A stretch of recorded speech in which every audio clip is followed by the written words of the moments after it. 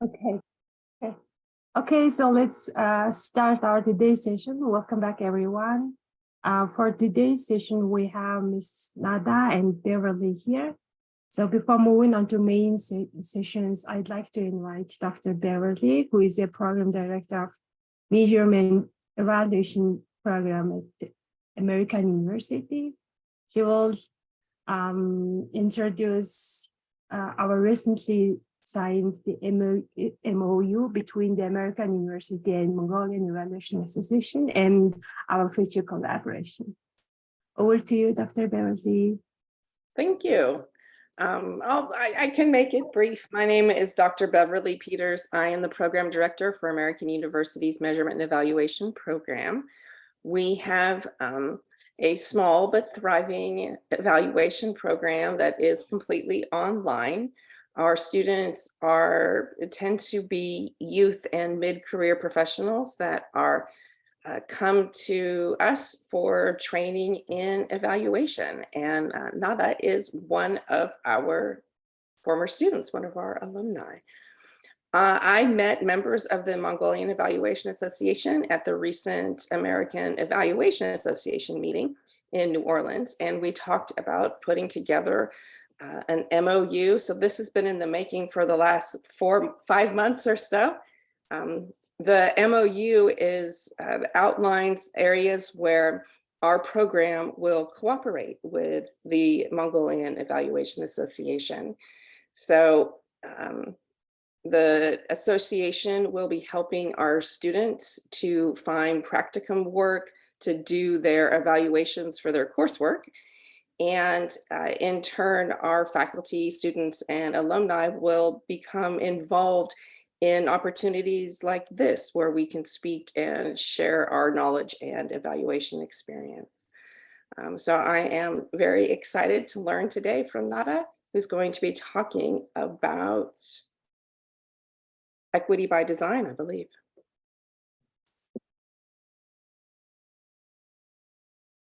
Yes, thank you. Okay, so let's start with the main sessions. I invite Ms. Nada, who is a senior data evaluation and management analyst professional, and she's skilled at leading collaborative project management efforts within and across educational systems and agencies. She is here today to talk about equity by design, meaning how to embrace equity when we're doing an evaluation. So over to you, Ms. Nada. Awesome. Thank you so much for that introduction. If it's all right, I'm going to go ahead and share my screen. Can I get a thumbs up that you all can see this? Great, yes. great. Thank you. So as just mentioned, we'll be talking about equity and evaluation, equity by design, how we're going to think through it. Did a wonderful job introduction, but I'm introducing myself. My name is Mousa, and you heard about a lot of my professional background, but I'm also bringing my full self into this presentation, into my time here with you guys. And so I'm sharing that I love to snack on sunflower seeds and I love rafting, and I'm excited to be here. So please feel free to type in the chat box what your favorite activity is, maybe what your favorite snack is, and how you're feeling today. I'm feeling it's nighttime for me here. So a lot of the coffee that I've had over the night is kicking in. And so I'm bringing a lot of energy and a lot of excitement to be in this space and to share all that I can. And yeah, I'm really excited to make this as collaborative as it needs to be. Okay. I'm also looking for the chat. Yes, Professor Peters, gardening and flowers, it's the season. Oh, yay. I love dates. This is great. Thank you guys. Feel free to keep using the chat as we go through this. Again, part of the work is really bringing your full self into the table. All right. So doing a dive into what is equity. We hear it a lot in different contexts, whether it's related to evaluation, related in the way that we interact, with the way we carry out policies, whatever it may be, we continuously hear this word of equity. And at its core, equity is fairness and justice. However that may look for each community and whatever that may mean to be a just person, to be a fair person, is to be an equitable person at its oversight. Now, when we think about equity and evaluation, that is the ability to design and interpret an evaluation from the lens of justice for the invested community. That, like teasing that out a little bit, right? Like, let's spend time here about really unpacking this piece about equity. It's being able to look at your invested community members that you're working with directly in your evaluation. What is fair to them? It's practicing empathy. It's practicing that and designing an evaluation with all that in mind. Also, feel free to drop in the chat what your definition of equity is. This is the working definition I've worked through over time when I've understood, but it's also definitely feasible to understand that equity can mean different things in different contexts. Fairness can look differently for different people. Looking at your invested community can look differently. So again, feel free to use that chat to really describe and reflect on what equity means to you. Okay. So moving with this thought of using that working definition of equity as it being fairness and justice, what is characteristics then of an equitable evaluation? So I've listed here a core 5 values. One being embraces complexity. So equity is about embracing the complex nature of systems, understanding that fairness and justice they may seem like simple notions, but are rather really complex. And instead of shying away, an equitable evaluation dives deep and is able to embrace that, be it through its data collection and how unique and different it is, how responsive the data collection is.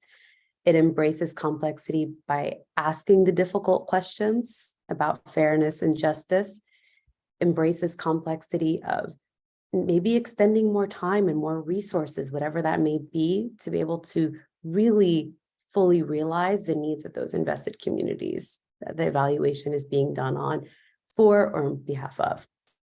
And with that in mind too, it also challenges preconceived notions. A lot of the equity work, and when doing any kind of equity work, especially equity and evaluation, it's important to understand and recognize that we all come in with preconceived notions into any spaces, and being able to challenge that.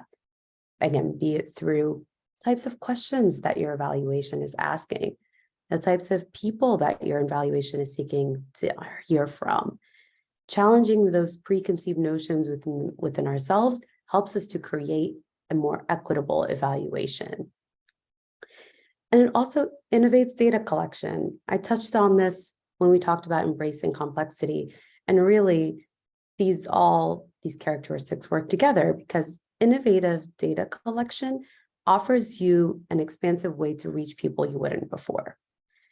Examples being, people may not have access to technology and you need to collect surveys. You make them paper, such a simple change, but equitable, or perhaps in different languages, whatever languages you're engaging with when you're doing your data collection. Those are some very bare minimum types of changes for an equitable evaluation. And that thinking about perhaps maybe the best way in this community is not to go in and talk to them. Maybe the best way to just be a part of the community and be experienced and be an observation, right? That is respecting the invested community members you're working with. That is really, again, going back to this embracing complexity and challenging preconceived notions. And at the heart, and that's what's really core, is also integrating or interrogating flawed systems based on injustice. This is definitely coming from where I sit, living and working in the United States. We work a lot on dismantling systems that have led to inequitable actions. And part of doing an equitable evaluation, as any evaluation, you're interrogating something, you're exploring something. That's the nature of evaluation. And interrogating flawed systems based on injustice is the core of equitable evaluation. Being able to call out that certain systems, certain institutions or structures are inequitable, are unjust, is the core of the evaluation work, undoing equitable evaluation. And by doing so, by embracing complexity, challenging preconceived notions, innovating data collection. You also integrating all these systems, like interrogating all these systems, you're inviting diverse voices. So doing equitable evaluation, you actively invite diverse voices, and diversity can look like what it means to you, to your invested community members, and to any space that you hope this evaluation will improve or be used for. At each of those times, you want to invite diverse voices into the evaluation space, and however you do it, right? Whether it's inviting them through a question that you know is going to really be important for an invested community member, and we're going to do a deeper dive of that. So I'm going to leave these up for a moment here, and I want folks to sit with. I know I just said so much, and if you're anything like me during training, you'll catch bits and pieces. So I'm going to give us a minute here to take a breather. And if you feel comfortable, type in the chat which of these resonates with you more, or which you'd like to know more about of these characteristics of equitable evaluation. I can give us about a few seconds here.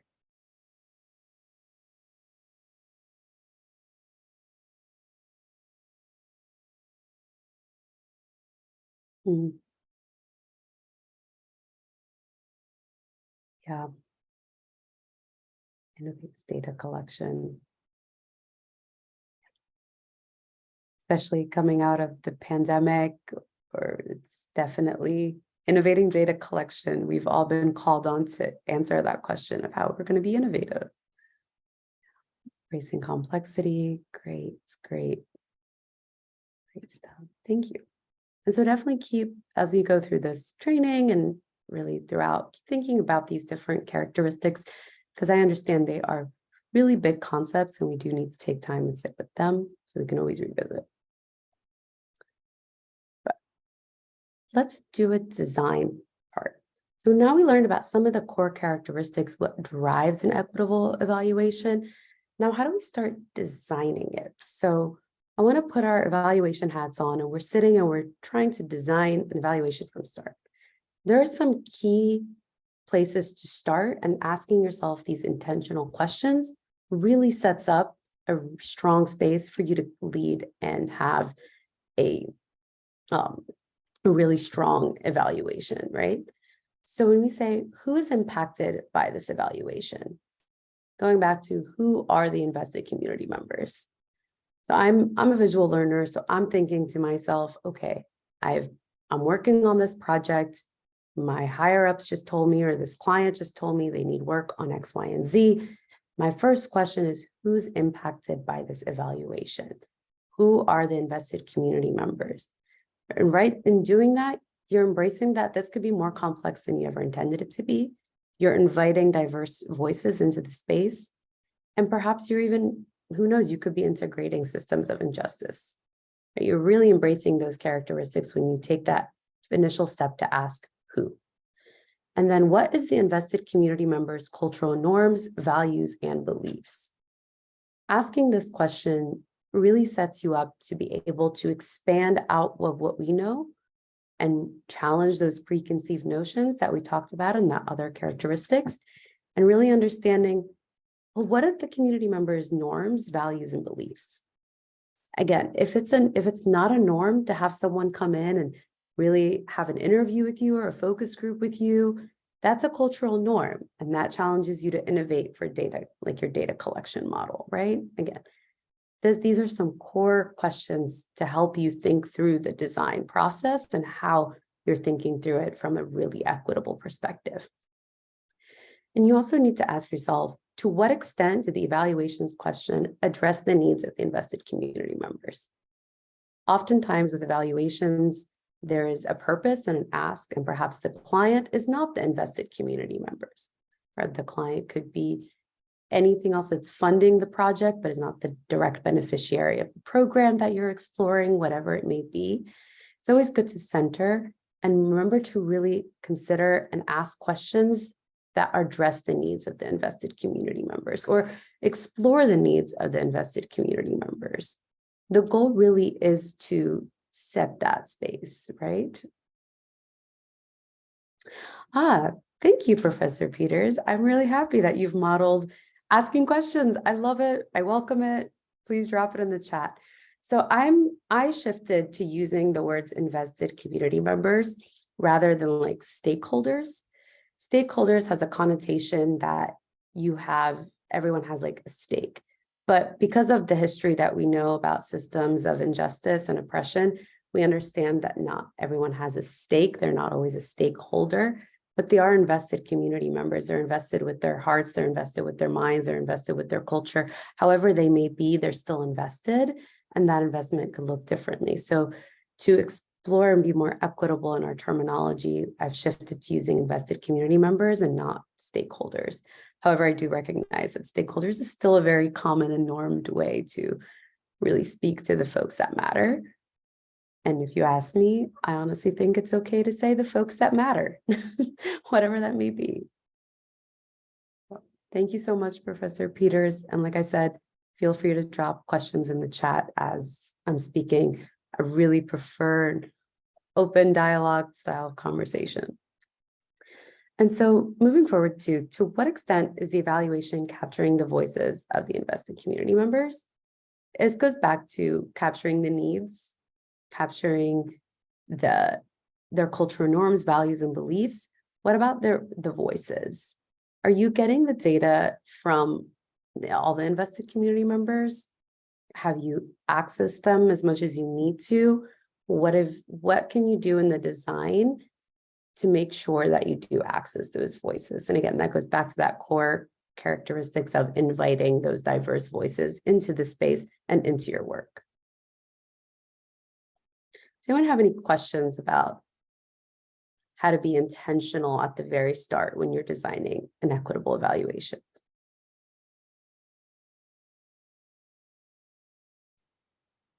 All right. And again, if any questions come up, please put them in the chat. So I'm using the term here, local wisdom, and I want to state that local wisdom can often be sometimes like culturally responsive is another terminology that is popular in the evaluation space and in a lot of spaces around equity. Local wisdom really centers the local and immediate to really what's around you. What is the local wisdom of the space that you're conducting this evaluation is? And that really expands it beyond just being culturally aware, culturally responsive.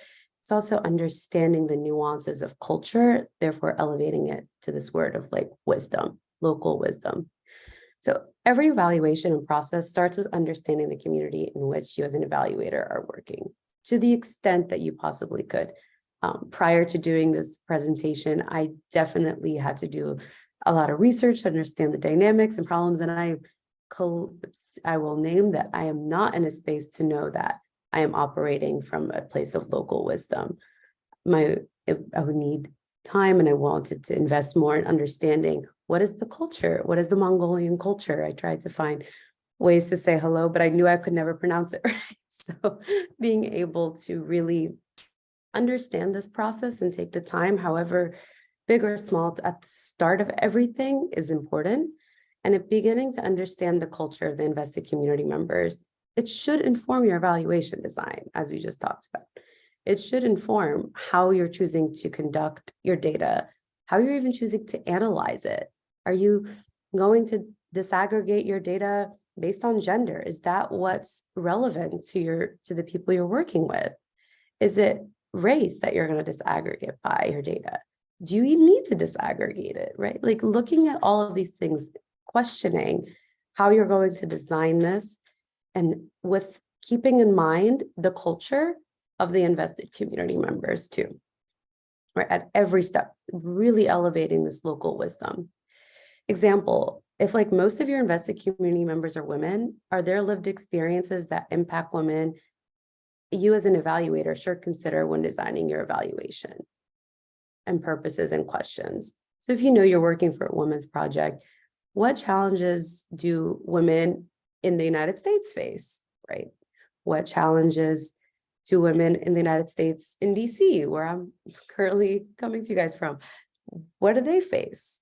What are their needs? What do I know, and what do I don't know about the local wisdom of the culture here? Because we know some things are understated with culture, and the part of the elevating that local wisdom piece is allowing ourselves to take a step back, realize that we know what we don't know, but we need to figure it out and gather more information so we can design a more thoughtful evaluation process.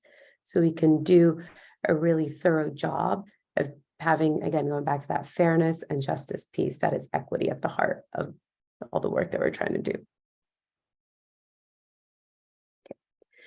So I wanted to offer up an example of like what this looks like. Again, I'm someone who learns best by doing and living and experiencing rather than processing a lot of information. So I'm sharing with you all an example of an evaluation I did for Kid Power DC. So Kid Power DC is a local nonprofit, and it serves students of color in the Washington, DC area. They really do this big activity called their garden group, and they also do these circles, like these healing circles for students to grow their emotional intelligence and how they're feeling. And again, a lot of these students are students of color. So I understood that race played a huge role in the dynamic. I understood that they were younger. So these are younger children. So my invested community members were the students, even though it was the client that I was working with, Kid Power DC, the students were really at the core of this, and their families. They were the direct beneficiaries. They were the invested community members. So equity by design, thinking through it, is centering the students and seeking direct input from students through focus groups. Right? I was able to partner with Kid Power closely and have them lead the focus groups, ask the students directly. And now a lot of evaluators may call me insane for asking kindergarten students how they feel and what they would like more of. They all said more time on my phone, which really disappointed me. But it was really that fact of being able to elevate their voices and really to elevate their needs as students of color, especially those who have been historically oppressed and their voices haven't been heard, to center that in an evaluation that is equity at work. Now, I will say it was not a perfect evaluation. It resulted in understanding that students felt like this healing circle, Kid Power, was really helping them, but there's always room to expand, right? So it's always important to know that there's always ways to make a process better. Yeah. Thank you so much, Professor Peters. Absolutely. Yeah, we amplify the voices, and it goes back to having that context, grounding myself in the local wisdom. I've been in DC for a while. I understand the racial dynamics of the city. I knew what this meant. And so elevating the voices of like Black and Brown students in DC was important for equity. Now, that might not be the case if I was in my home country of Egypt, right, where everyone looks the same or race isn't the biggest issue. Again, challenging yourself to rethink based on the local wisdom that you're operating in and the identities of your invested community members too, all of them. So that was some of the work focusing on Kid Power.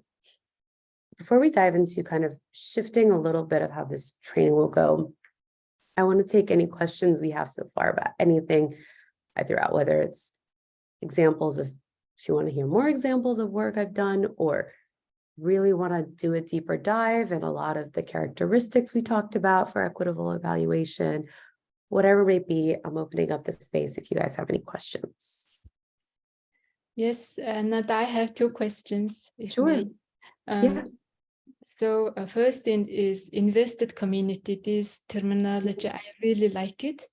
And first time I heard this, but I was wondering if the client or the donors who are contracting out these evaluations, how do you have you had any encounter that they would oppose this terminology because they would push their own terms like stakeholder or other terms, right? So that's question number one. And secondly, is equitable evaluation similar to transformative evaluation, or are they different? Because transformative, we had Donna Mertens last week at our learning session, and she talked about transformative evaluation, and she said transformative evaluation is based on social justice. So many of the areas you covered under equitable evaluation, you talk about social justice, lifting diverse voice heard, right? So yeah, these are the questions. Yeah, absolutely. Thank you so much for asking. To your first question about using the terminology of invested community members, this was actually a credit due to professors at American University who introduced me to the term invested community members.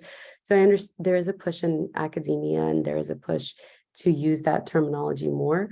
I do understand that if you're working with a bigger clientele, like a government agency, for example, USAID, they use stakeholders and they can continue to do so. I found it possible when I was doing an evaluation for the DC government to use the word stakeholder and then caveat it with moving forward will be referenced as invested community members, just to elevate that language a little bit more. So you can take liberty in some of your design where you, again, where you can, to state that commonly referred to as stakeholders, or in the memorandum of understanding, it says stakeholders, but in the evaluation and in design and the approach, we're naming it as invested community members. I know it's a lot goes in a name. It's also the same, like not a rose by any other name smells just as sweet kind of thought process. Like it's a name, but it's also important because I think it sets the tone for how people are viewed and what their role is in an evaluation. To your second question about transformative evaluation and equitable evaluation, where the two fit, I think they're both. Equitable evaluation is a value. Transformative evaluation is a process, and it's like a way of doing something. They're both a way of doing something, and I think they're both grounded in equity.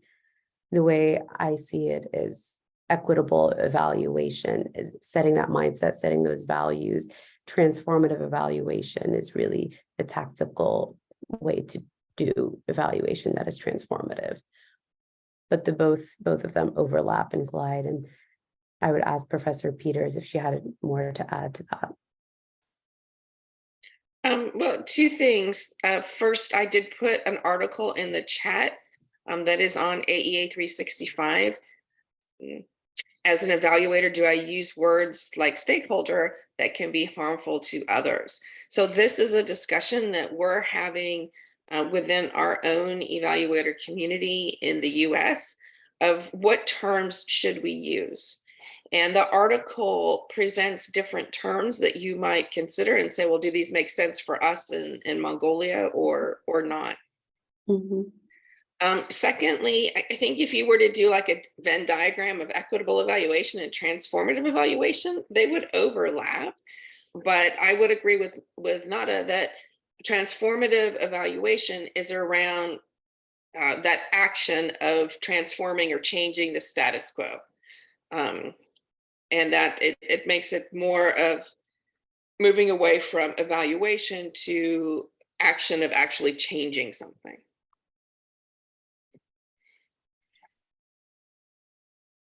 Yep. But Donna Mertens was one of the people that talked about transformative evaluation years ago. And I'm glad she was able to come and talk to you. Great. So moving into the space, I want to be really intentional about giving an opportunity for everyone on the call to ask you all questions about how you can incorporate evaluation, like equity in evaluations you're currently working on, or questions you may have in your own lived experience. My intention is to have this training be as useful for you all as possible. So if there's something you're working on now and you're like, I really wonder what an equity take would be on this, or I'm really curious about this thing that I heard, whatever it may be in your own personal experience, I would invite us to open up that space now. So again, welcome to use the chat. You're also welcome to come off mute. And I'll do my best, like teacher wait time and give it minutes. So this morning we talked about logic models. And one of the things that the speaker said several times was that you can't write a logic model by yourself sitting in front of a computer, that you need to work with people, you need to meet with people, you need to have, I think she said, as many people in the room as possible. So maybe you could think about, or maybe we could talk a little bit about logic modeling and how it is that we can make that, first, that it accounts for the complexity that you were talking about, but also how is that a more equitable process? Yeah.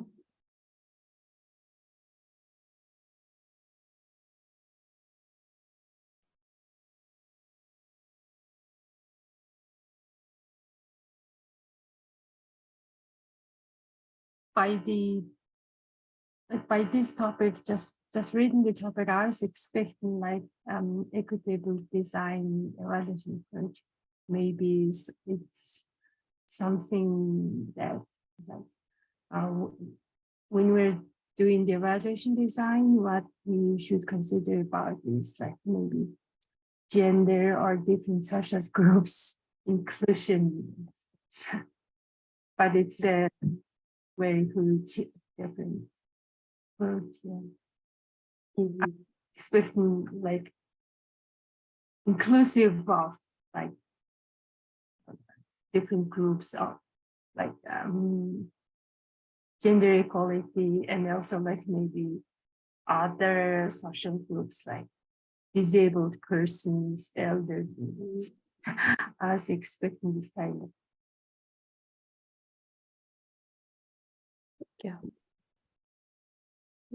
Absolutely. It's really like centering and inviting the spaces of diverse voices, whether it's on gender or I'm really glad that you mentioned ability, with whether you're someone who's someone with disabilities or you're someone who's able-bodied, and so whatever it may be, like inviting those voices in and like taking time to sit with the evaluation before we run with it, or creating the logic model and creating the theory of change, creating all the questions, everything is to be able to stimulate, well, which community, what would they think? Are we really intentional about inviting their voices in at each one of those steps?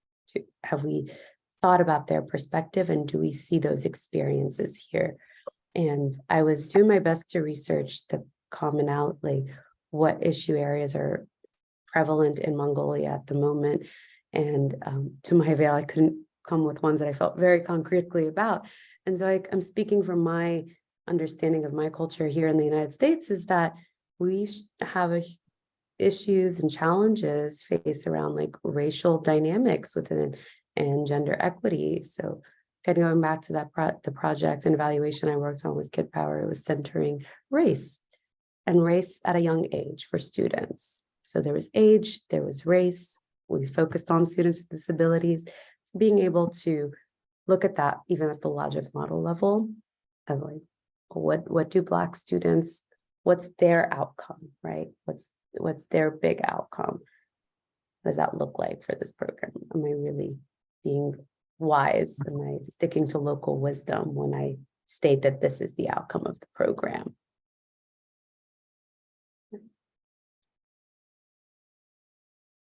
So I think part of this is disaggregating data as much as possible.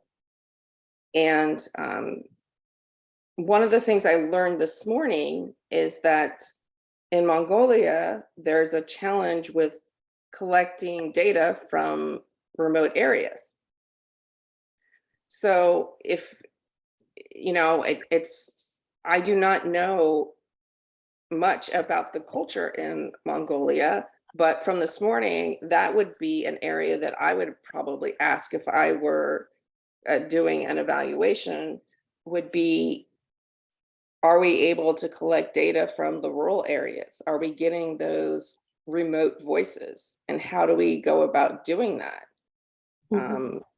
Are the outcomes equitable between people that are in the city and in those remote areas?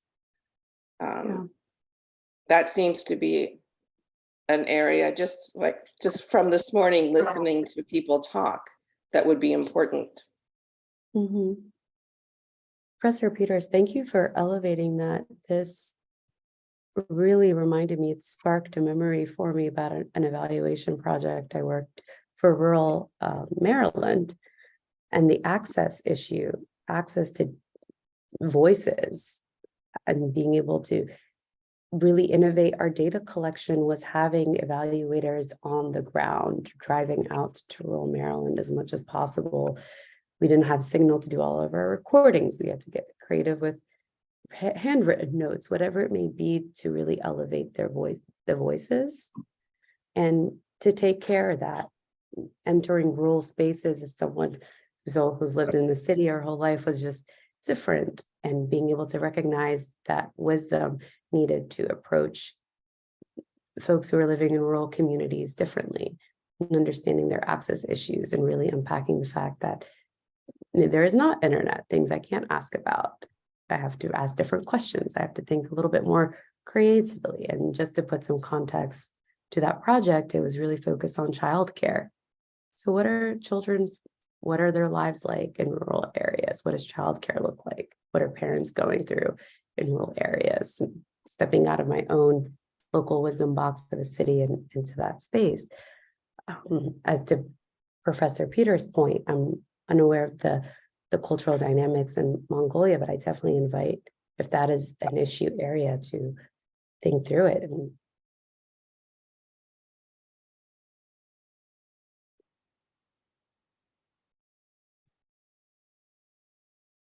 Yeah, in the rural area, actually, in the countryside, like there are many issues. Like when I think of the equity, for example, among the herders, yeah, it's very difficult. For example, the herder women, it's a different issue, and also like their education of their children, and as a whole community. Actually, it's getting a problem these days that the marriage or the family of the herder situation, that one needs to look after the kids, one needs to look after the animals there. Yeah, so I encounter many problems and many questions from the people in the countryside, that when some organizations or donors do the projects in the countryside area, it's like people complain that they usually like don't come to the communities. It's just like most of the projects or programs are centered among the central area in the countryside, and for the herders, it's difficult to benefit from those, most of the activities, etc. So I think we are very far from like ensuring this equity. Well, if it Seems like it helps, yeah, go ahead. Sorry. yeah, I was just, I mean, like in Mongolia, maybe it's very far that we even think about equity when we design the project. Yeah.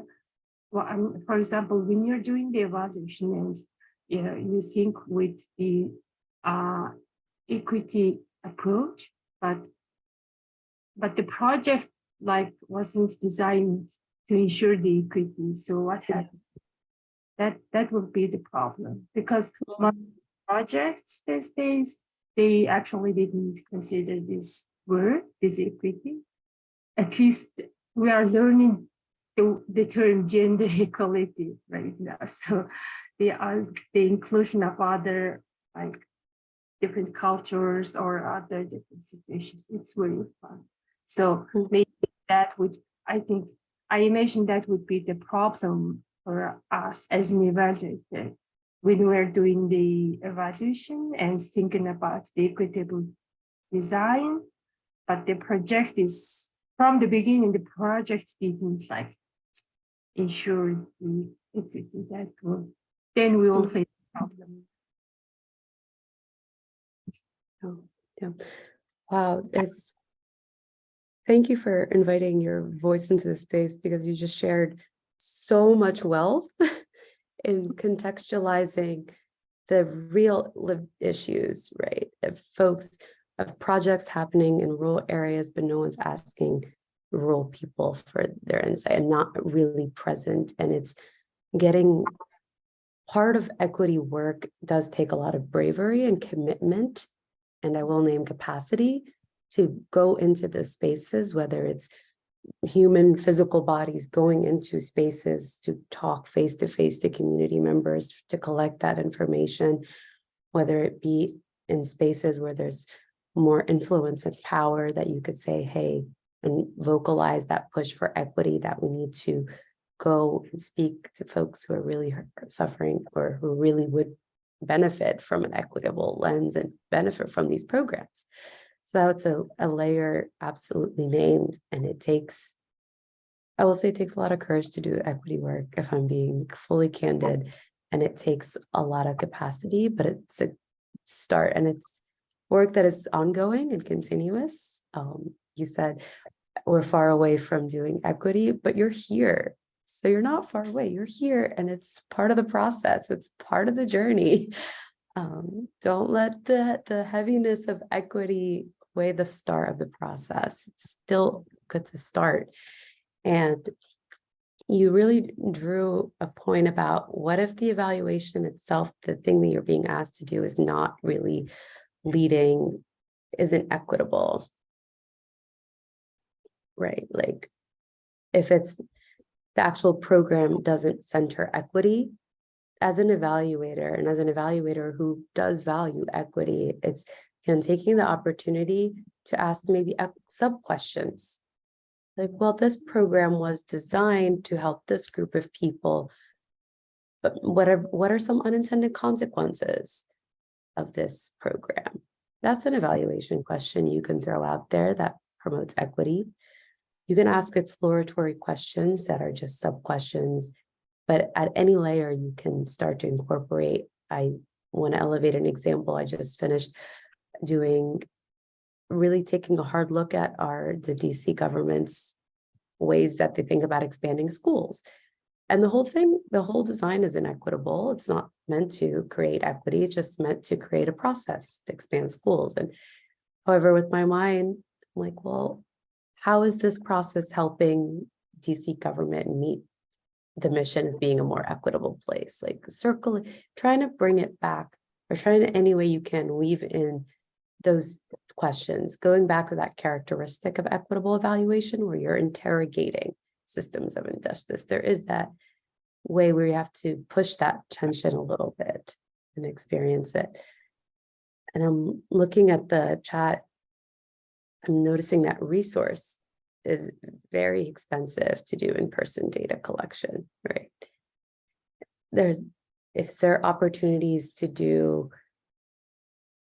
use insight and to use voice, like some of the insights that you just named right now could be a finding in and of itself. Some cultural local wisdom as an opportunity to know, like, that is part of the work.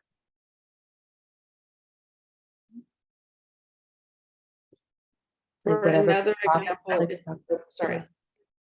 No, I was thinking proxy data, Professor Peters. I'm not sure how that lands, but anything that could be approximate. Right. I think without knowledge of the landscape, it's what I'm picturing in my mind is that you might have some populations that are just really difficult to access. If you had a data collection, if it were in a school, for example, maybe you could have a data collection plan where teachers were collecting data if an evaluator can't go there. You'd have to look at, and you'd have to have that local knowledge to be able to figure out how to do it. Yeah. But you could have evaluation questions. Are students' scores, are their math scores better after the program? And then you could disaggregate that by gender or by age, by language, by a lot of different factors. Whatever is relevant to you as and to project collaborators.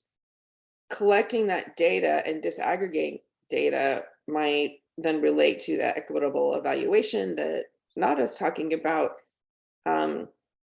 transforming the status quo to people that are those students that are scoring lower so that they then do better.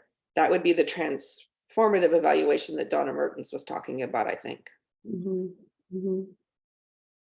And to that, Professor Peters, you mentioned something I want to bring back, leveraging currently existing institutions and spaces.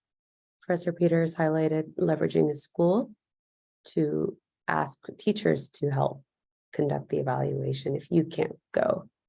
So being able to leverage places where there's community or some sort of structure or organization or spaces, you can get access to that and then have the community kind of help you collect the information that you need can be helpful. Or knowing a community leader, I've done work for religious communities and meeting them or asking their religious leaders to do the work helped build that partnership. Again, we were doing the rural area, the daycare centers. We couldn't access certain spots. And so we asked those that could, or those that had immediate access. It was actually a local hospital that had access. I was like, we can't go and we can't access them, but we know you touched them, you touched these people's lives. Can you help us gather this kind of information? And a lot of that partnership does take time, and it does ask a lot of your evaluation team to do that deep search and that work.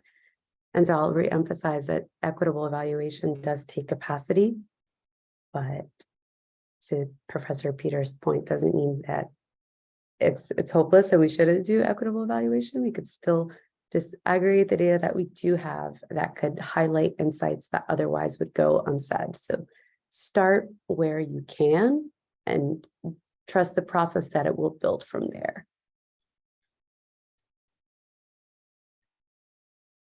Anyone have any other musings or thoughts they're sitting with?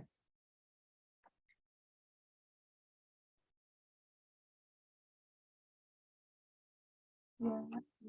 If any of the participants, if you have a question, you can write it in the chat or ask directly. Can you maybe talk about self-reflection a little bit? Yeah. And that kind of power, if you will, that evaluators have. Yeah. The self-reflection part really goes into understanding like that characteristics of preconceived notions and biases.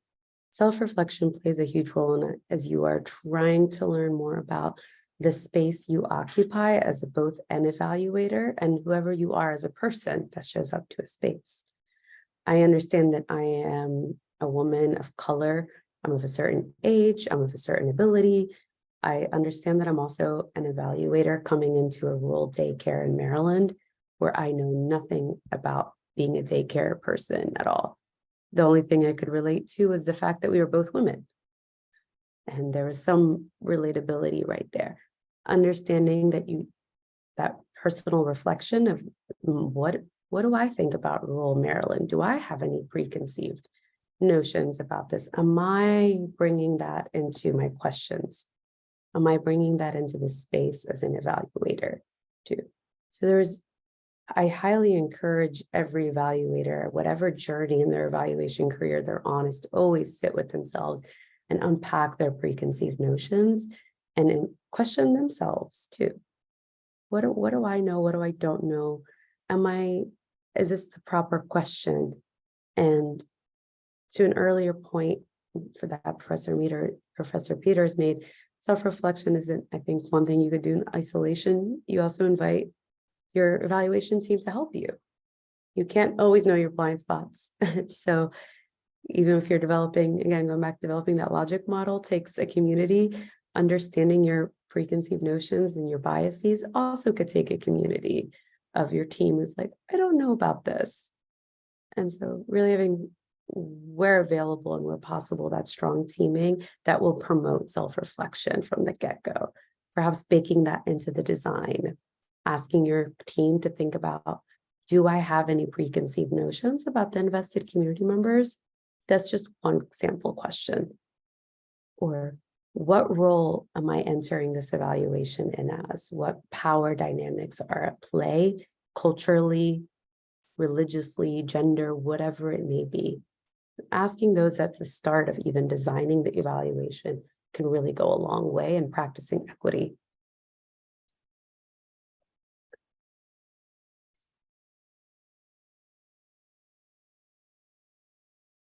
Okay. So before, I know my time is slowly coming up, and before I leave you all, I want to say thank you for having me in the space with you guys. I'm just really happy that this was an opportunity, and I'm leaving my email in here because if you still want to have any questions or have a thought partner, or really just want to share that doing equity and evaluation is just hard and you need someone to vent to, please email me. I'm very responsive to an email form, and I'm more than happy to either hop on a call or do an exchange, and we can work on anything needed together. And I can also, for ease of access, I'll also drop my email into the chat, so you all have that.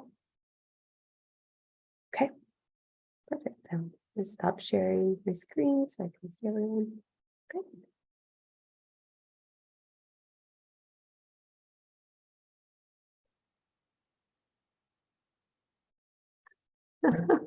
Yeah.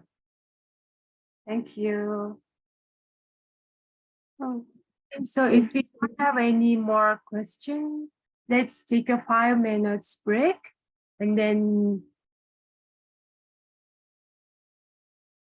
Thank you all. Have a good night. Well, have a good day. I'm gonna go to sleep. Yeah, thank you. I'm Thank going you, to, I'll take a Nada. 5-minute break and I'll come back. Yes, thank you, Nada. Have a good evening.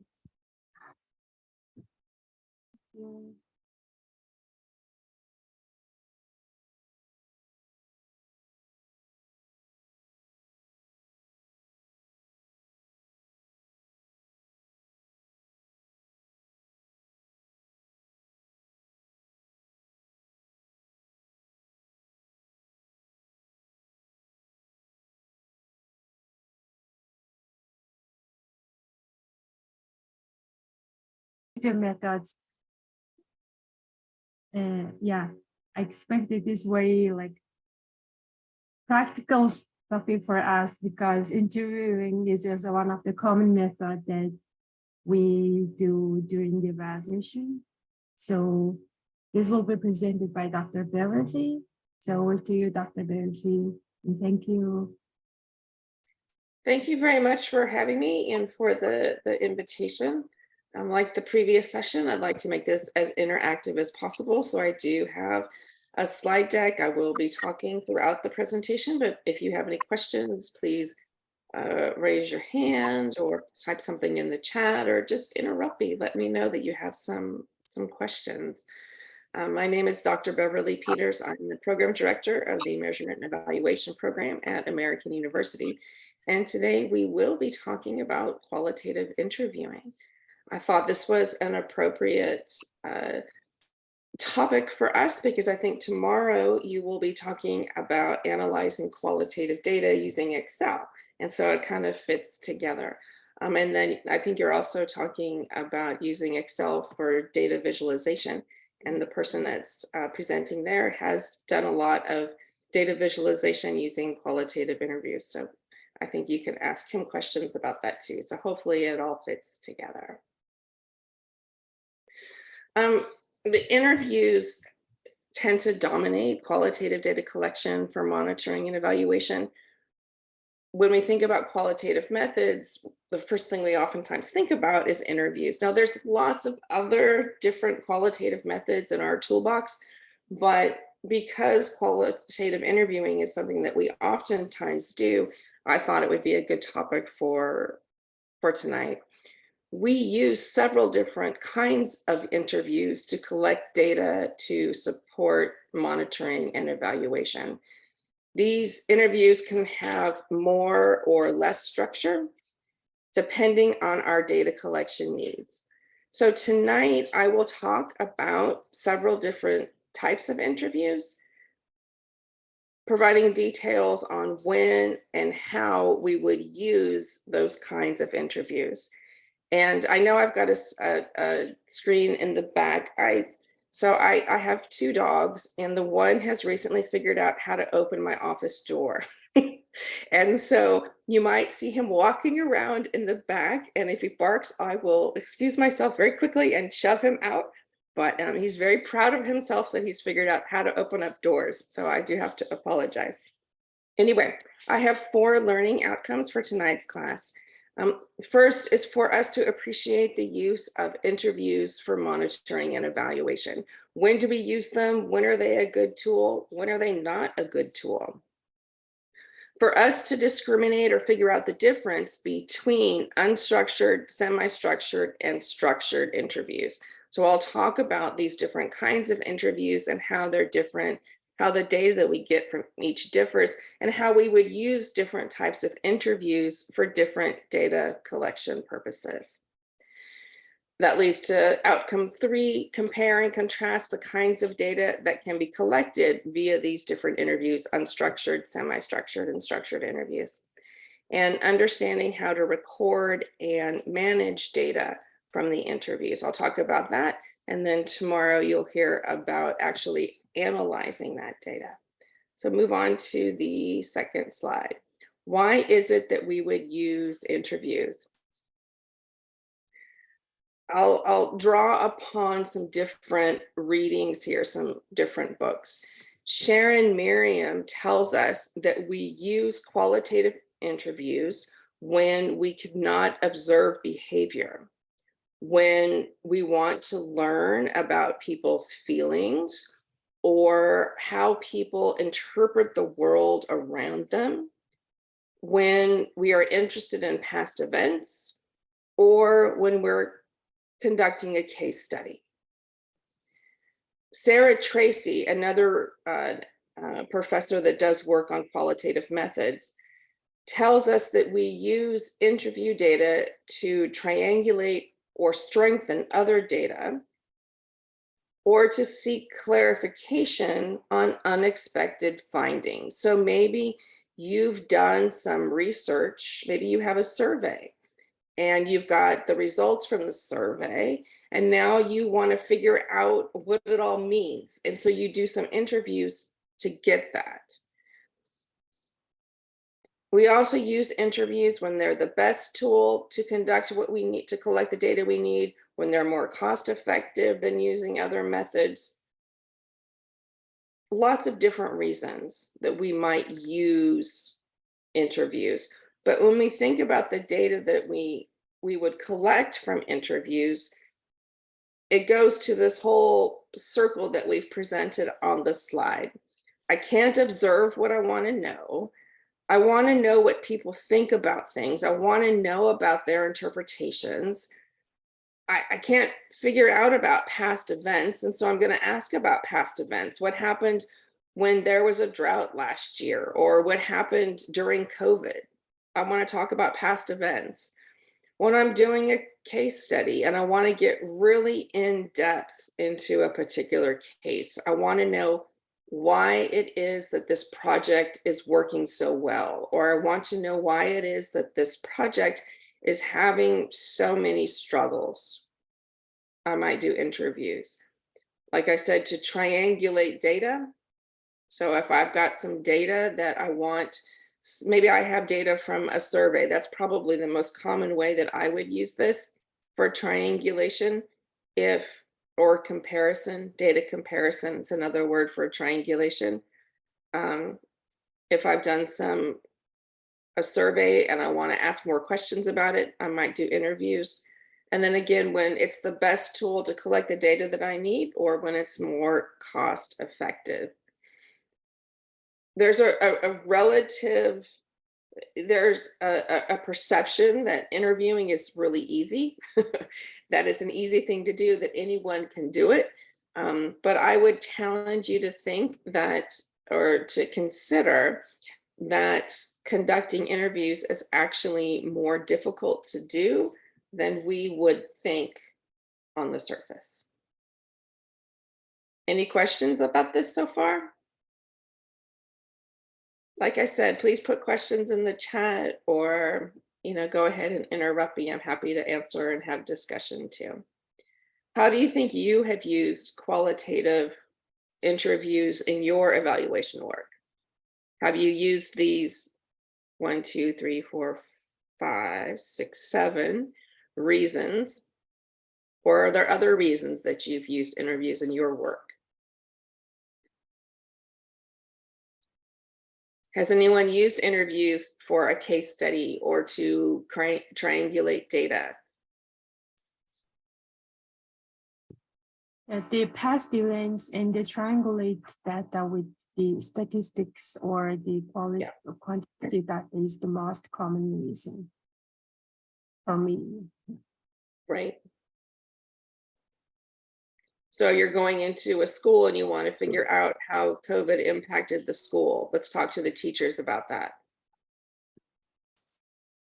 Dr. Peters, I have a question. You put there that it's a cost-effective tool, right?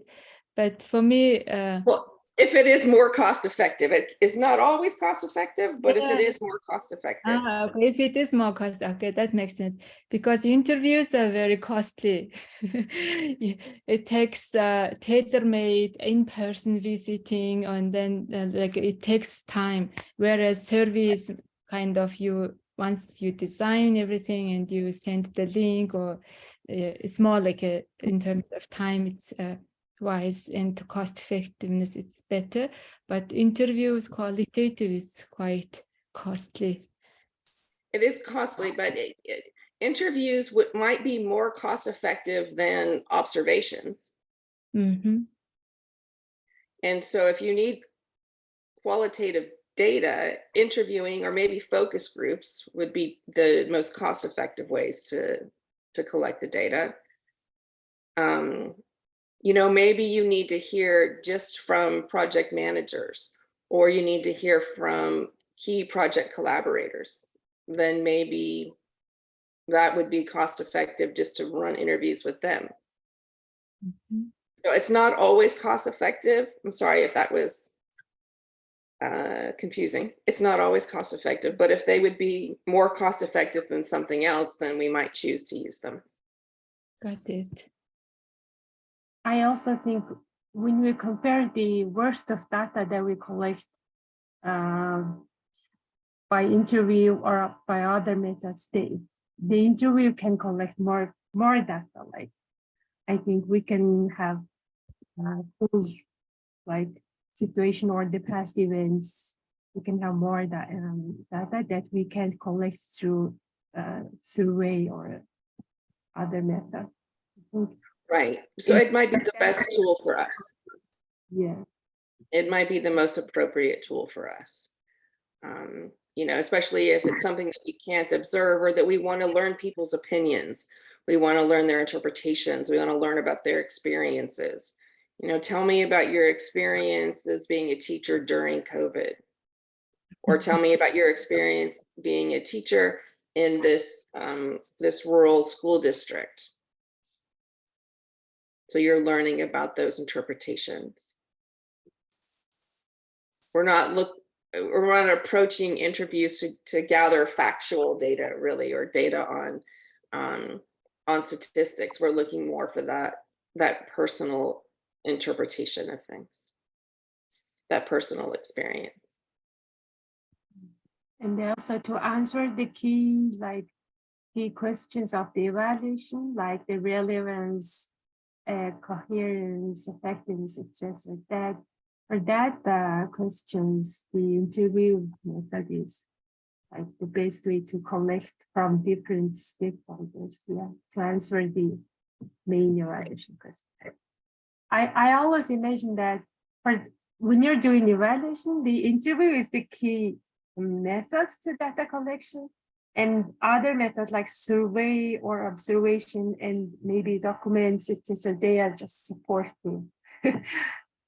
Right. They're from my experience, it was like always the interviewer. The interviewing is key method. Systematic interviewing is really important. You know, we need to consider who it is we interview, our sampling method, how it is we go about doing our interviews. Those are all things that are really important. Oftentimes we'll collect qualitative and quantitative data at the same time, but sometimes we might collect our quantitative data first and then use interviews to interpret the results of the quantitative data. Or maybe we collect the qualitative data first, and then we use that to help us write the survey so that we have a more informed survey. But oftentimes we just kind of keep it and we're doing them all at the same time. Mhm. Yeah. So let's move on to the kinds of interviews. This is our second learning outcome that I talked about, and I know there's a lot going on in this slide.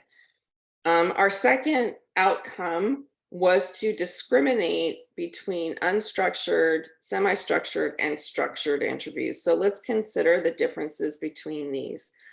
And that leads into the third outcome for us to compare and contrast the kinds of data that we might collect from unstructured, semi-structured, and structured interviews. We can think of interviews on a continuum, and that continuum is one that reflects the amount of structure in the interview. One side of that continuum is the unstructured or the open-ended interview. This is essentially a flexible conversation consisting of open-ended statements or questions where the interviewer lets the respondent, the person you're interviewing, control the flow of topics, control the conversation. We use unstructured interviews, or I use unstructured interviews when I don't know enough about the topic, when I don't know enough about the situation, when I don't know enough about the project to ask relevant questions about it. Or I used unstructured interviews when a topic is really controversial and it is difficult to ask questions around it and still say neutral. I can give an example of that. Maybe you are thinking about gambling and you don't want to accuse someone of gambling if gambling is illegal wherever you are. So you might say, well, tell me about gambling rather than, or tell me about gambling in this community, or tell me about violence in this community, something that is maybe controversial. We might use an unstructured interview for that. Or like I said, when I don't know enough about a topic, so if I were to come to Mongolia, I might say, tell me about living in this rural area. I don't know enough about it to ask questions. So tell me about it. And then the person will tell me the things that they think are most important. Unstructured interviews, when we do an unstructured interview, we oftentimes will come up with a list of topics that we want to use, that we want to talk about, but it really is controlled by that respondent, that participant. It's controlled by the person we're interviewing, getting their opinions. So it has a use. I use this when I don't know a lot about the topic, or when it's new or it's controversial and I don't know how to ask questions and still make it seem like I'm neutral. We probably don't use unstructured interviews as often as we use semi-structured and structured interviews. So let's skip to the other side of the continuum, the structured interview. In a structured interview, the wording and the order of the questions are predetermined. you have these written out already. So it's more like a written survey that you're giving orally. We might use structured interviews to capture baseline data or demographic data or income data. We're collecting the same data from everyone. It's structured. We're not adding any additional questions.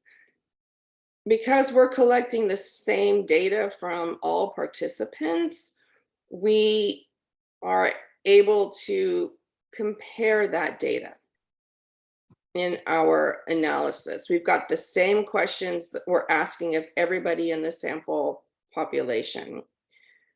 These are a good choice when we need to compare data, maybe from a large population over a period of time.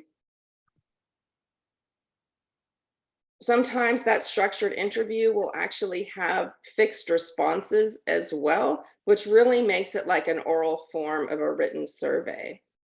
The literature refers to this as a fixed question, fixed response interview.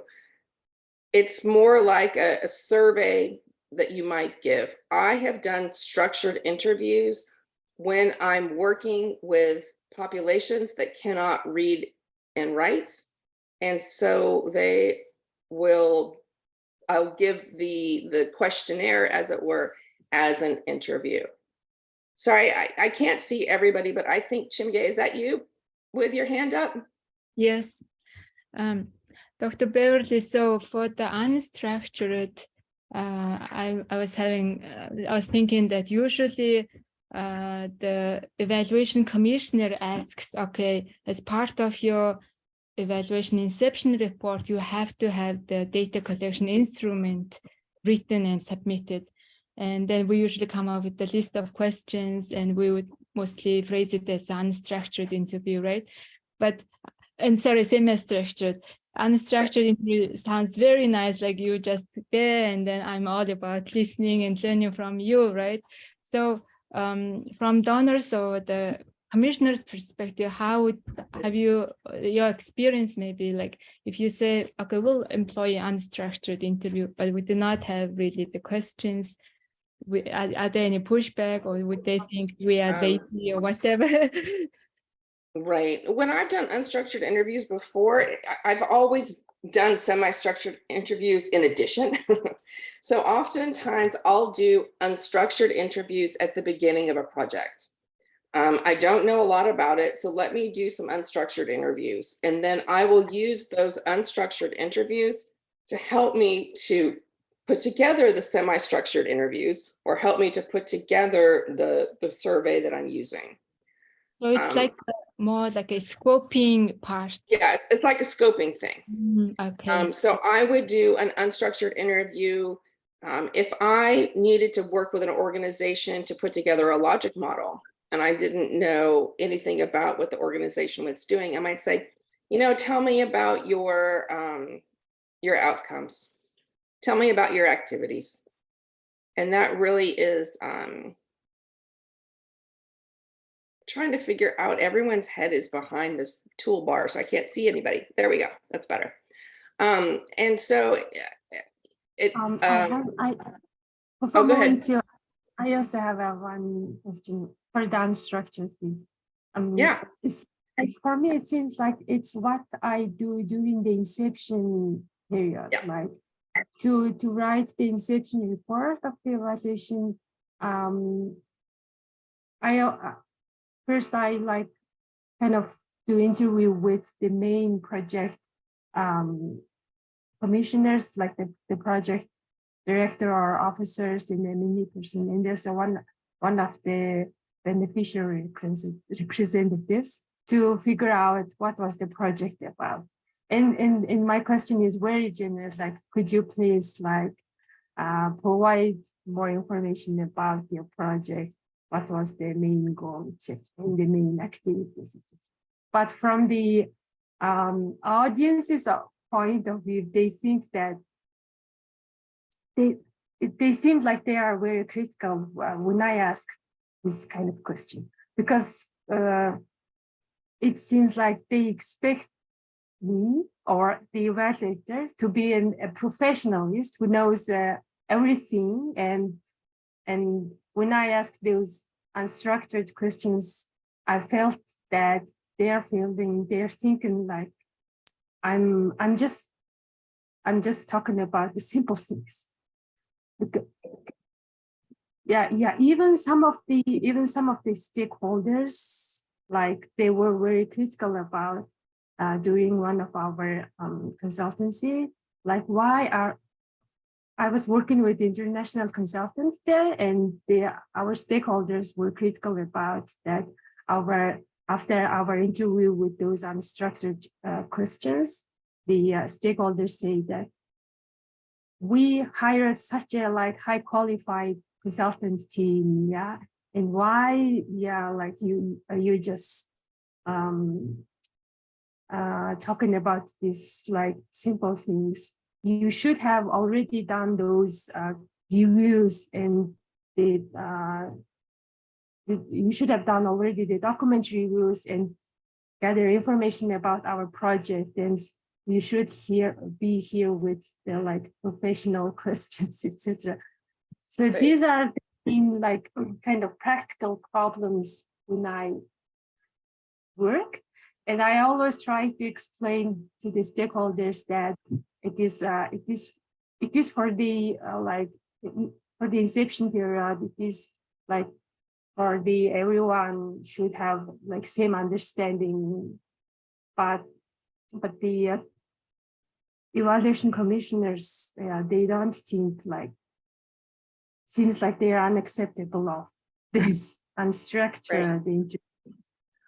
I think I would try to explain it as, you're collecting your preliminary data, you're trying to understand the project. The unstructured interviews are most likely going to be a smaller part of the data collection, but that I am using them as an evaluator to try to understand what's important to you before I put together my interview questions. So this is it's preliminary, and to let them know that, there's more coming. It's just that I need to know what's important to you in this project.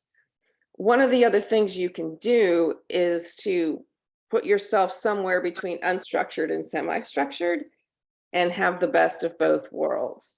So if you've got the unstructured on one side that's respondent controlled, and then the structured on the other side that is interviewer controlled, you've got that shared control in the middle with the semi-structured. So in the middle of the interview continuum is that semi-structured, or what's been called an interview guide interview.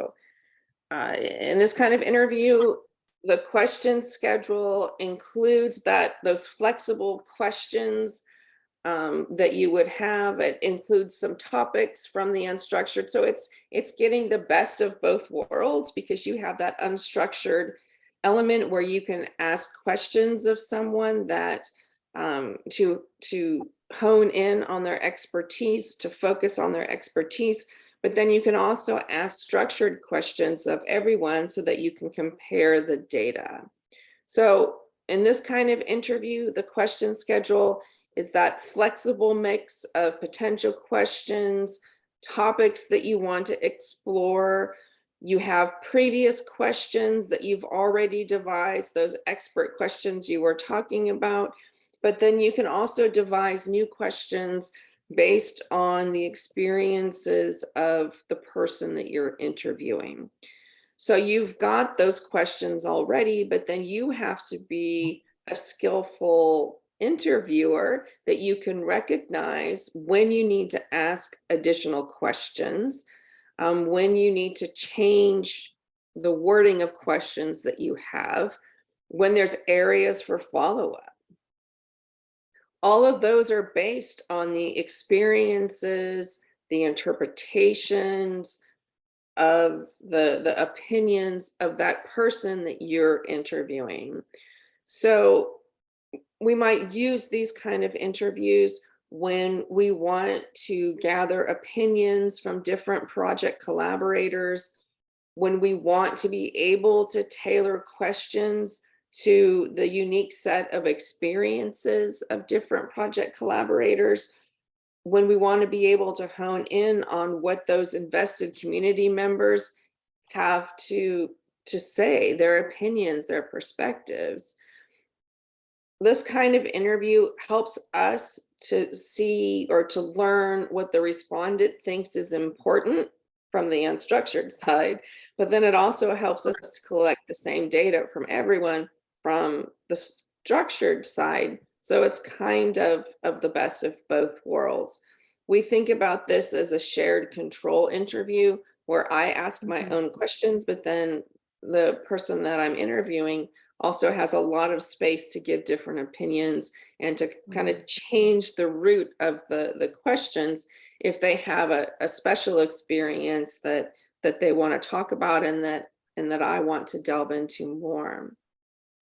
For my own evaluation research, I find those semi-structured interviews to be the most, the interviews that I like to conduct the most, because I can tailor those interview questions to people so that I can probe the experience and the expertise of whoever it is that I'm interviewing. I can get into their opinions, I can delve into their experiences, but at the same time, I can collect the same data from a number of people so that I can compare that. I find that semi-structured interviews take the best attributes of unstructured and structured interviews and kind of meld them together. Those are the interviews that I am most comfortable conducting. But I think over the years, I've met lots of evaluators who feel more comfortable with completely structured interviews. They don't want to have to make up questions on the spot. They don't want to have to think about follow-ups. They just want to stick to their questions. So part of this as well is recognizing what data do I need, but then where am I comfortable as an interviewer? And if I'm not comfortable making up questions during the interview, then maybe it's better for me to ask another evaluator on the team to conduct the semi-structured interviews.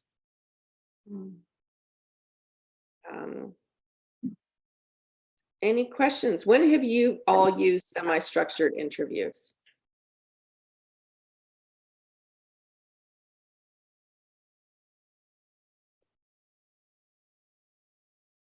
I think it's, oh, go ahead, sorry.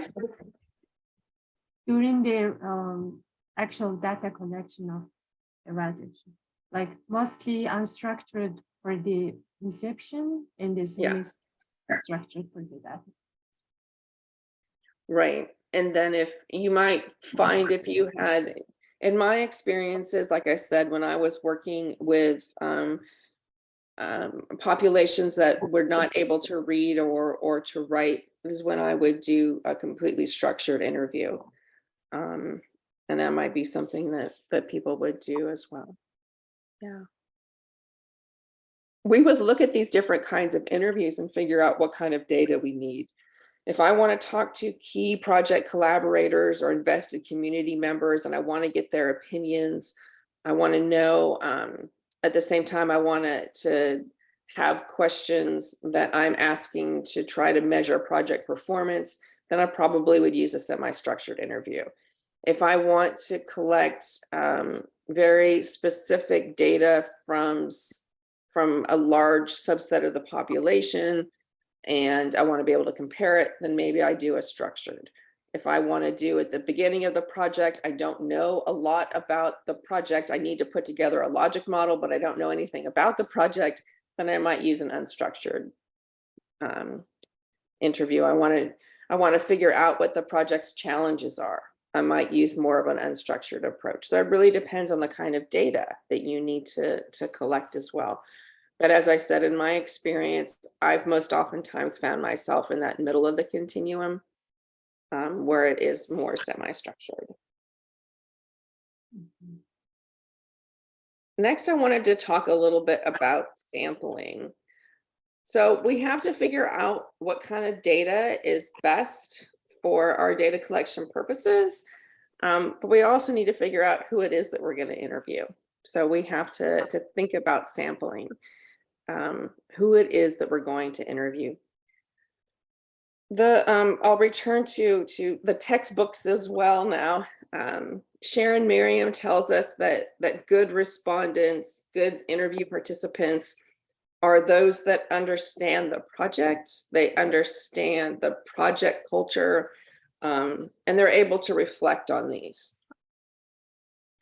Good informants, good key informants might be those that understand why you're there as an evaluator, and they can offer perspective on the topic while also expressing their thoughts and their experiences, their feelings.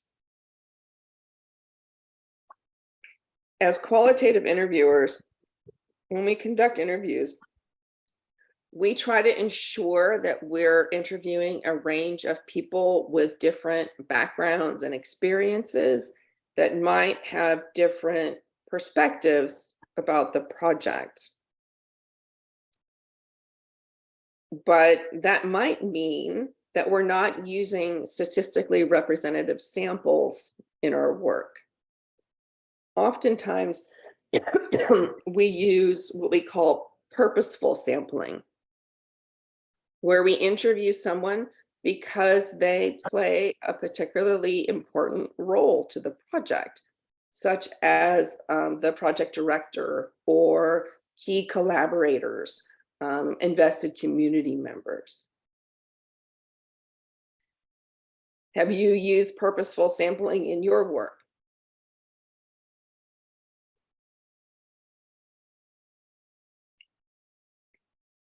I think most of the projects, they have their specific group targeted. So in that case, this will be purposeful. Purposeful. Yeah. Absolutely. But going back to Nada's presentation, when we use purposeful sampling, it would be important to disaggregate that data, right? So we know who is saying what. And so we're not all just kind of throwing it together, but we're disaggregating it so we know who is saying what. The literature also talks about two other kinds of sampling that I'll talk about that we might use, even if we're oftentimes focusing more on purposeful sampling. One is called theoretical sampling. In theoretical sampling, we are interviewing a range of people with demographic or other characteristics that are particular or that are similar to the project population. We try to pay attention to make sure that we're including people from different walks of life. Theoretical sampling really grows out of anthropology and the anthropology literature, where you might not be able to have a statistically representative sample, but you want to make sure that you're talking to people with different opinions. So maybe you have a farming project I'll talk about, or a microcredit project. I worked on a microcredit project once and did a lot of interviews. And it wasn't possible to do a theoretically yeah, it's nearly 11 o'clock at night here, so I'm a little tired. Sorry, it wasn't possible to do a statistically representative sample. So we did a theoretical sample where we had 1,000 people, and we made sure that we interviewed people that had different demographic characteristics. So people that spoke different languages, that lived in different parts of the village, that had different education levels, different genders. So we try to be theoretical sampling. We try to pull people from different walks of life, even though we couldn't do a statistically representative sample because we didn't have the ability, the data to be able to do that. Theoretical sampling coming out of that anthropology literature. And then snowball sampling. We might use snowball sampling where we have one participant that recommends another participant that recommends another participant, and it kind of just snowballs. The literature tells us that snowball sampling, it can be a really convenient way to secure interviews. So if I'm working on a microcredit project, I interview one person and says, oh, well, my friend also is involved in a microcredit project. You can interview her. And then they say, oh, we got another friend. And so your sample kind of snowballs. The challenge with a snowball sample is oftentimes we run the risk of limiting the data that we get because people tend to know each other and they tend to be friends. They tend to have that walk in those same circles. And so that sample might not be as representative as it could be as a theoretical sample. But oftentimes I have found in my work in evaluation that we do use that purposeful sampling. If we have a large enough population and we want to talk to different project collaborators, then we might be informed by theoretical or snowball, but purposeful is something that it's oftentimes been what I have done with qualitative interviews. Any other questions on sampling? Yeah. When we're doing the qualitative interviews, like actually, do we talk about sampling? Because I always imagine that sampling is the suitable for the survey, and for the interviews, we usually talk about key informant interviews. So without thinking of any sampling methods, we just try to interview like all the key informants. So I'm really not sure about how to like make it the connection, the sampling and the for those key informants. Right. So it's I think my point is when we have a population, if we have 500 people that are involved in a microcredit project, we're not going to be able to interview everyone. So we need to decide who it is we're going to interview. We're not going to, most likely, we're probably not going to use a statistically representative sample. We're going to use more purposeful sampling where we're saying we're going to have those key informants that are part of this. But if I want to interview those community members that are part of the project, then I might think about theoretical sampling, that if this is a microcredit project, I want to make sure that I'm not just interviewing women and I'm not just interviewing men, that I'm interviewing people that are older and people that are younger. I wanted to have that in my mind. So, and part of that would be important for that equitable evaluation that Nada was talking about, that you're not just interviewing 5 or 6 managers of this microcredit project, but you're interviewing other people as well. So, it's not sampling in the sense of a quantitative study, but it is sampling in the sense that you're not going to be able to talk to everybody, so you have to choose who to talk to. Does that make sense? Yeah. So it's just looking at it a little bit differently, and it maybe in English there's just not 2 words for it. So we just talk about representative sampling, and then this other kind of sampling where you're just choosing who it is that you're talking to. I have a question. So yeah. What is the advantage of snowball sampling? The advantage would be if you were new to a population and didn't know very many people. then you could try to snowball from one person to the next to the next. That's when I've seen this used. I have seen this used in a situation where an evaluator didn't have very good, or it didn't have contact with the project population, and maybe the key informants, the project managers, weren't being helpful in introducing the evaluator to the population. And so they might just kind of snowball from one person to the next. But it can be a problematic for the reasons we discussed. This is not a method that I've used. I think I used it once or twice just to kind of more in that inception phase we talked about at the beginning, but it's not something that I use all the time. I think we oftentimes do rely on that purposeful sampling. Can we use the mixed methods sampling for? Can you explain what you mean by that? These are just 3 types of sampling. There's lots of other different kinds of sampling that you can use. We can use 2 or 3 at the same time. Oh, 2 or 3 at the same time. Sure. I mean, it's oftentimes, in my projects, I would probably use purposeful together with theoretical. You know, sometimes you might find that that you're able to do,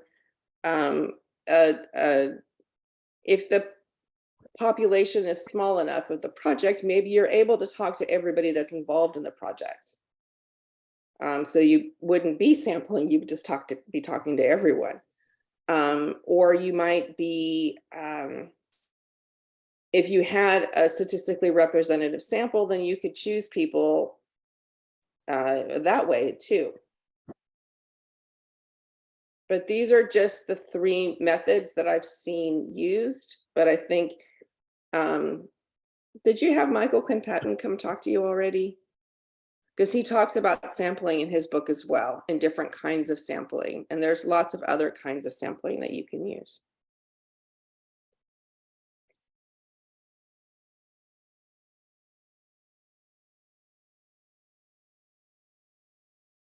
I've got, I think, 2 more slides. So I'll talk a little bit about effective interviewing. I think it is Michael Quinn-Patton that says the quality of the interview rests with the skill of the interviewer. Doesn't rest with the person you're interviewing. So that we need to develop the skills necessary for effective interviews. We need to learn, we need to practice, because it's not easy to learn interviewing techniques. Being a good interviewer means being a good communicator. You're able to build rapport, you're able to gain trust, you're tolerant and you're patient. Maybe even you're a bit funny from time to time. It also means that you are aware, like Nada was talking about self-reflection, you're aware of who you are as the evaluator, as the researcher. All of that is wrapped up in being able to build the rapport that you need with your person that you're interviewing. So part of that is the skill of the interviewer. Would recommend, you know, interviewing friends, interviewing colleagues, just getting some, making yourself, gaining those skills and becoming more comfortable with interviewing. Part of that is having good questions and being able to ask good questions and make up good questions if you're using an unstructured or semi-structured approach. So in order to collect good data, you need good interview questions. Good questions will give you that rich descriptive data that you're looking for. So you're not, in a qualitative interview, we're not looking for a yes or a no, or I agree or I disagree, but we're looking for those opinions. We're looking for those perspectives. We're looking for what happened in the past.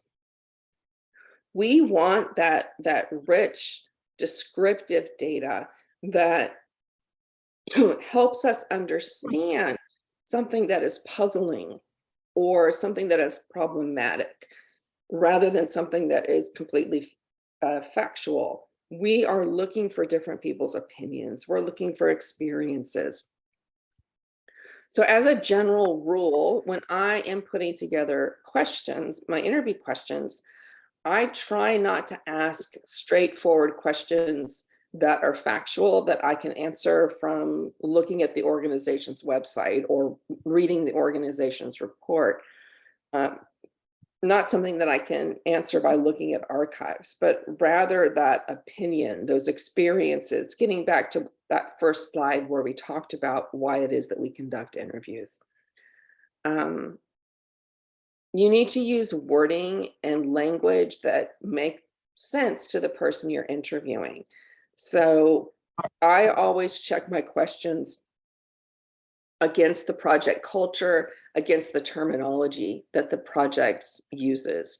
If the project has a certain way that they are defining sustainability, then I'll make sure that I'm reflective of that. So being culturally responsive is really important in this regard. And you might find that the way you word an interview with one group of people or one project is different than the way you might word it with another group. So it's being reflective of that. We try to avoid questions that are confusing. Avoid a question that might have a double meaning where someone might interpret the questions different ways. We try to avoid questions that are double-barreled. So like two questions in one.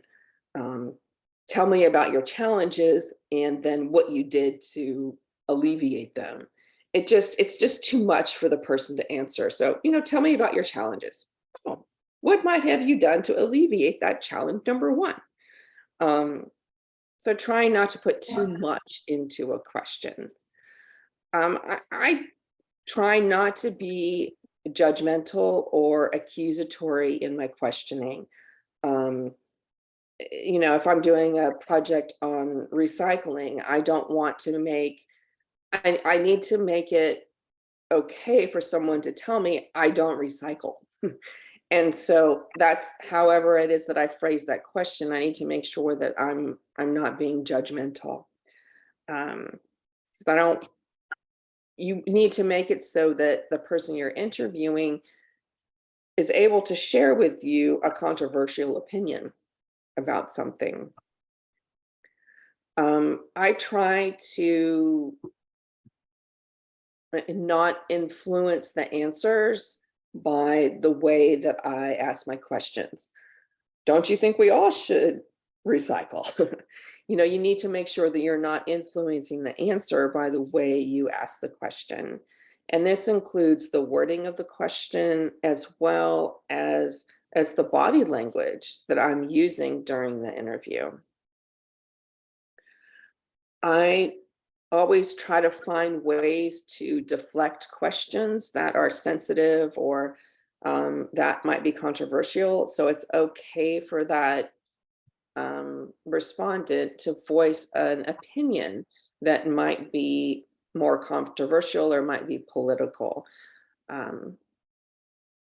So it's just finding ways to word questions so that they're culturally responsive and they make sense to the people that you are interviewing. I'll put together the questions that I've got, and then I always pilot the questions. I will first off pilot them, give the questions to a few of my friends, my evaluator friends, to say, what do you think of these 10 questions? Or what do you think of my interview schedule? And get some feedback from them.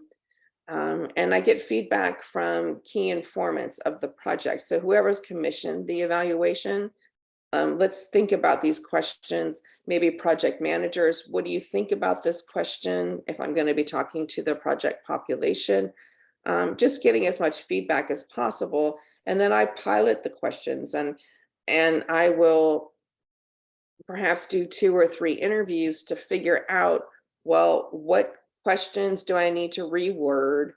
What questions are people not understanding? maybe I've got questions that are giving me data that is really not important to my evaluation. I'm really curious, and I might be asking questions about things that are interesting, but they really don't have anything to do with the evaluation. If I pilot the questions first, then I can figure out what questions are not worth asking. And then I'm also able to identify through this what additional questions I need to include in the interview schedule. It might also help me to figure out the question order and the organization of the questions that I'm asking. I like to order my questions logically. I like to start with an open-ended, or what the literature calls a grand tour question. So I can start the conversation. It allows me to build rapport, to get to know the person, get to know their expertise and their experiences. It allows me to get the conversation started. It puts the participant at ease. So I might ask something like, tell me about the school. Tell me about your role as a teacher. Just something that is really open-ended at first. And that, like I said, it gets the respondent, the participant at ease, and helps me to get to know the person and build rapport. I only ask questions on sensitive or controversial topics towards the latter part of the interview. Once I've built rapport and the person, and I have an understanding of the respondent and their experiences, and I have a level of comfort, and hopefully they have a level of comfort with me as well. Do you also pilot your interviews with people before you finalize your questions? It's always a good idea. Takes a little bit of extra time, but it's an important thing to do, because sometimes we'll have data and it'll just be data, but it won't be meaningful. And we really need to pilot those questions and figure these things out. If I pilot my questionnaire, or I pilot my interview questions, and if I'm getting the exact same answer from everyone, then I go back to myself and I say, well, maybe I didn't word this question the right way. Maybe I'm influencing the answer. Or does everyone, out of these 100 people, does everyone really have the exact same experience? And so, that's always something when I pilot an interview schedule that I'm looking for. Is everyone saying the same thing? Or are there questions where people seem really confused and they're answering something different from what I asked? Then I need to go back and reword the question. Yeah. Or the data that I'm getting is just not important for the evaluation. And then I would reword that question. So it's a really important step. I know we're coming on. We have 2 more minutes left. And that gets me to my last slide about data quality.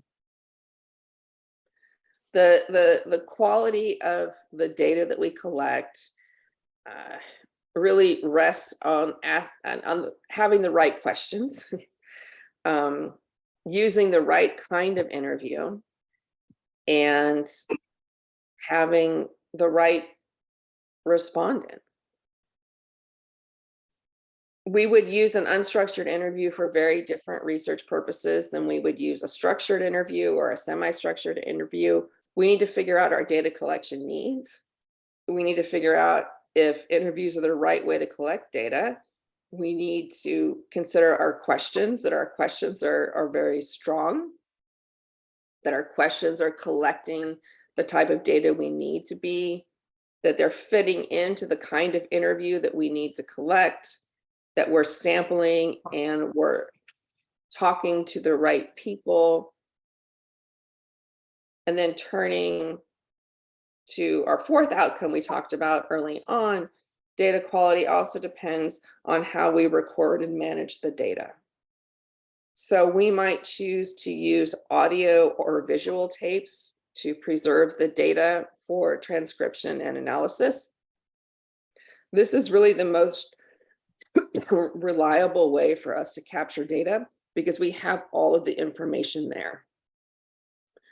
But sometimes people might not be comfortable sharing data with us if it's being recorded. And if that's the case, then the data would be compromised if they're not comfortable. They might not be sharing, might not be share the whole truth if they're not comfortable if it's being recorded. So in those cases, then I would not record the data and I would just write down the information. But it's not as reliable, right? Because I'm only writing down as I'm interviewing someone.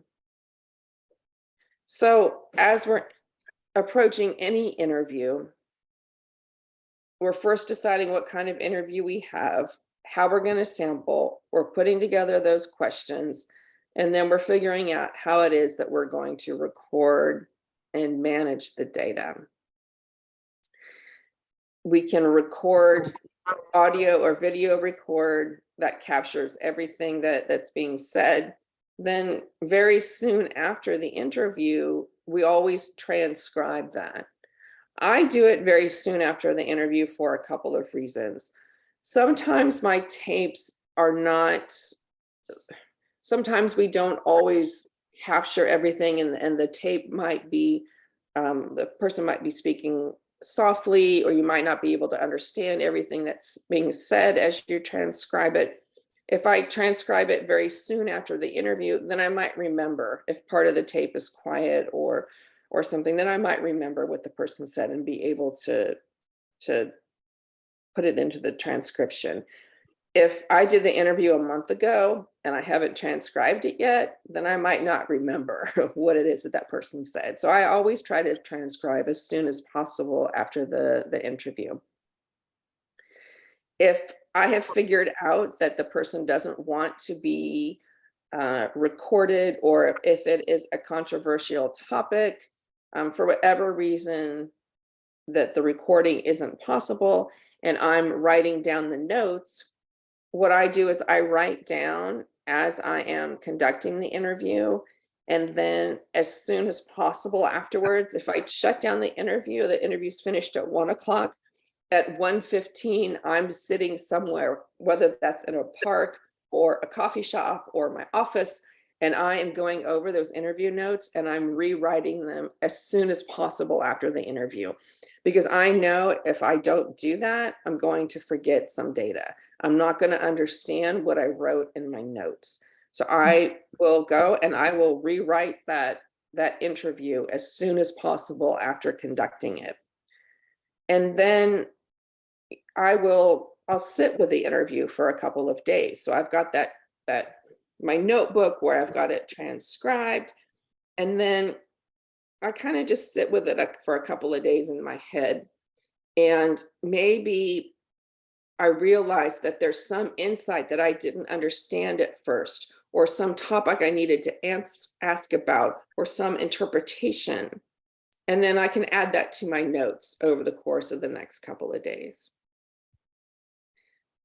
Recording would be preferable in terms of being able to capture everything, but if it's not going to lead to a candid interview, then I would recommend not recording and instead just writing everything down. An important part then, after you've conducted your interview, you've got your kind of interview, you've got your questions that you're going to ask, you've got your sampling down, you've recorded your interview, and now you've got to manage the data.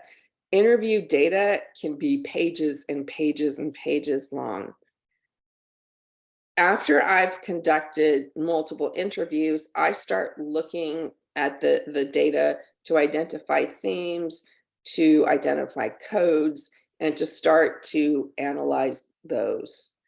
You can use a program like NVivo, or you can use a program like Excel. And I think in a few hours' time, we'll be talking about using Excel to analyze interview and other qualitative data. So I will leave that for Seth Tucker, who will be the speaker on that aspect. And then I have here my contacts and questions. If you Google my name and Introduction to Qualitative Research Methods for Monitoring and Evaluation, I have a series on qualitative methods that I have written that's on the American University website. And I've broken that down into different kinds of qualitative data collection methods that you might be able to, they're just really easy 500, 1,000 word articles on different qualitative methods that you might find helpful. So that's all that I have for you tonight. I hope that it was helpful. Right. Yeah, it was very helpful because the interview is a very common method that we use during the evaluation. Yeah, I was just thinking earlier when you mentioned about the culturally responsive skill of being the interviewer.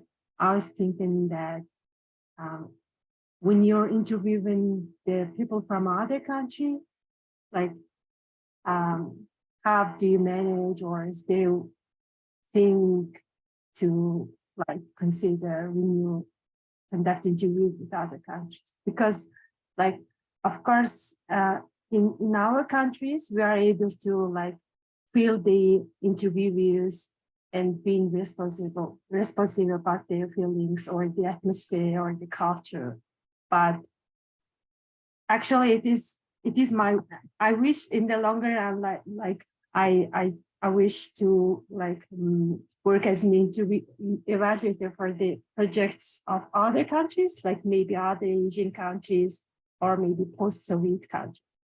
So in that case, when you start working international levels, like how do you manage this different culture thing?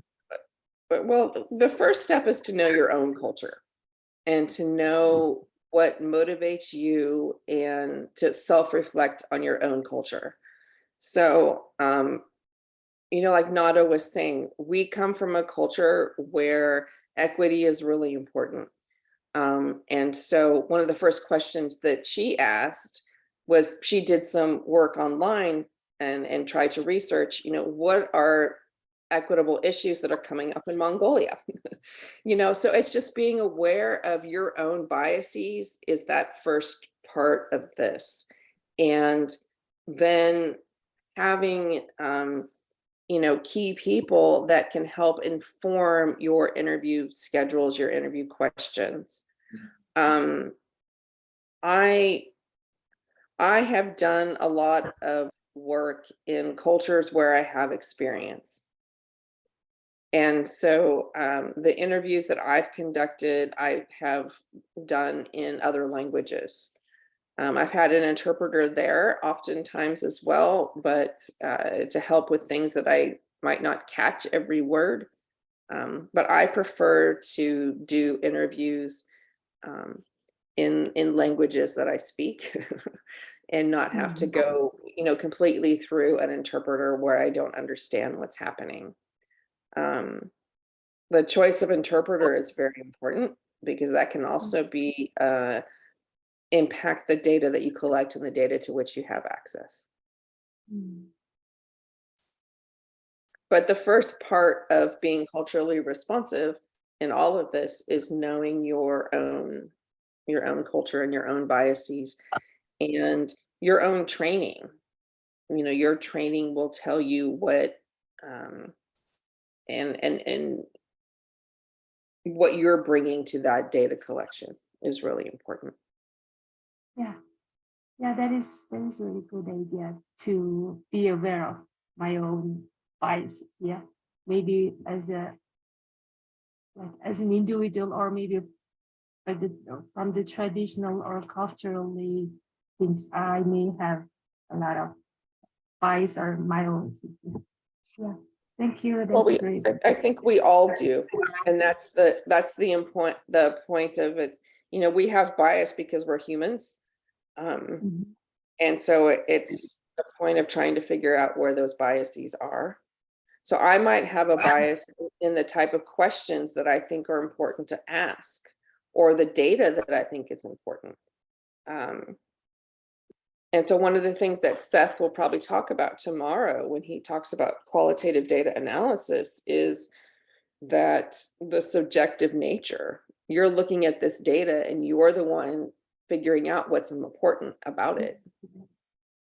That's very important during the analysis of qualitative data, yeah, to be preventive from subjective perspectives. Yeah. Right.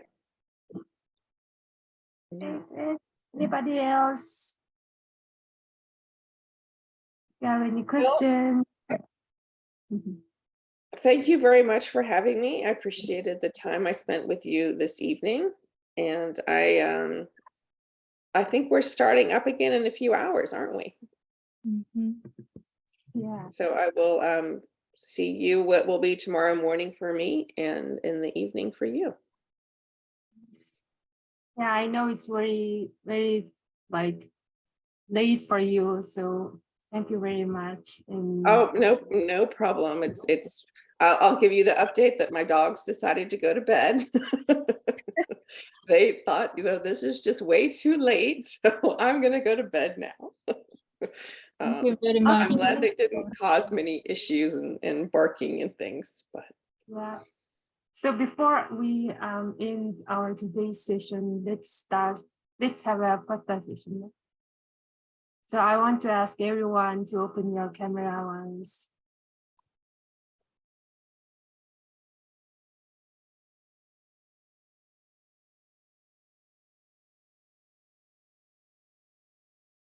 Hey. Hey, everyone ready for the photo?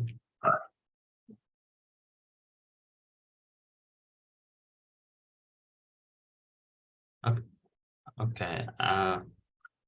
On 3, 1, 2. Everyone smile.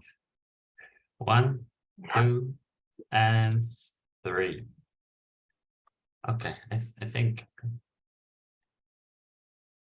I took that photo first.